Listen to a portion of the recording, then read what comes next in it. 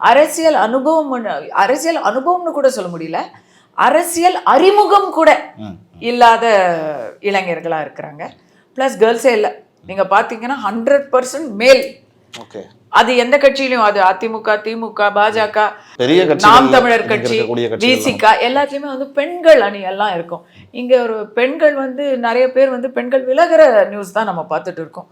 அங்க வந்து பெண்களுக்கு வந்து சரியான ஒரு இடம் இன்னும் அமையல. வெளிப்படையாவே அவங்க வைஷ்ணவிங்கிறவங்க பேசியிருந்தாங்க, எங்களுக்கு வந்து ஒரு உரிய மரியாதை இல்லை, பெண்கள்லாம் ஏன் வரீங்க அப்படின்னு சொல்லி. பெண்களுக்கான ஒரு சரியான இடம் அதை வந்து முதல்ல அந்த கட்டமைப்புல வைக்கணும்.